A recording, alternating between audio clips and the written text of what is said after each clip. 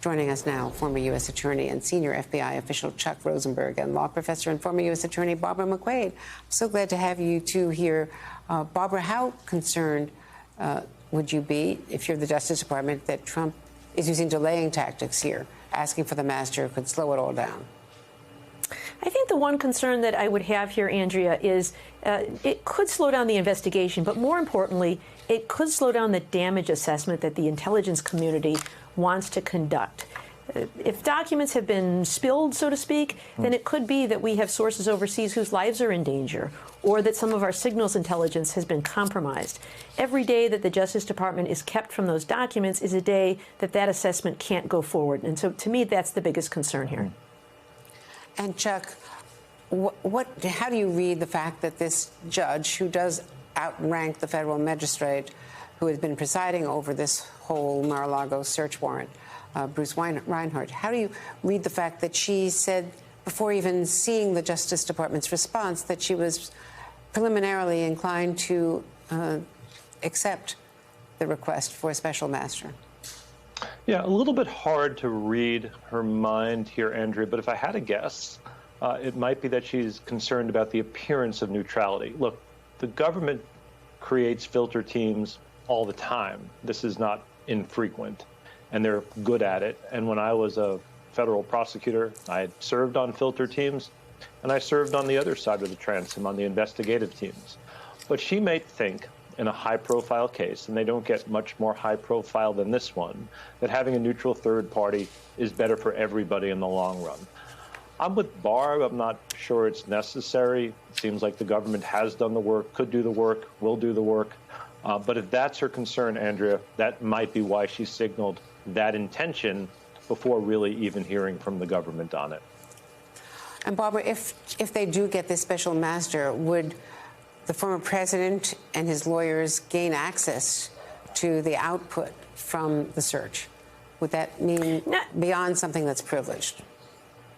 No, not necessarily. The special master is a neutral, a person who I imagine could be a former judge, could be a sitting judge, or someone else who's able to possess a security clearance. And that person will be looking through these things. Donald Trump, as a former president, does not have currently a security clearance. So he is not at the moment able to look through these things. Neither are his lawyers unless they obtain those clearances, which could happen if the litigation continues. But at the moment, I would imagine it would be just the special master who would review these things, segregate out anything that might be privileged, either attorney-client privilege or some other privilege. There's been an assertion of executive privilege here, which I think belongs to the administration and not to former President Trump. But I think the special master would get marching orders from the judge as to what should be turned over to the Justice Department and what should be filtered out. And Barbara, I may have to check this later, but my understanding was that most former presidents do have ongoing security clearances so that their successors can consult them on ongoing investigations, sources, things of that like. But that President Biden, because of the casual way that Donald Trump handled classified material while he was president, specifically withdrew his security clearance. That's absolutely right. That's absolutely right, and it's a very unusual scenario. But with all the things that we've seen from former President Donald Trump, his loyalty to the United States was not something that President Biden was comfortable with. And as this proceeds, do you think that this is sort of a sideshow, Chuck, in terms of the importance of the search and all of the other challenges to that search and the controversy that has ensued? Yeah, investigations have big critical moments, momentous decisions, Andrea, and then they have lesser moments. First of all, I think the investigation writ large continues while this judge hashes out these procedures to review the documents. And second, one way or the other, whether it's a special master or an internal filter team to the Department of Justice, these documents will get reviewed and this part of the investigation will move forward. So it's an interesting thing.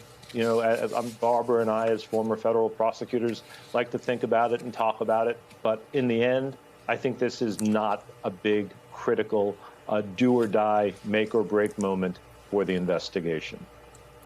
Thanks so much for your perspectives, Chuck Rosenberg, Barbara McQuade, both former prosecutors.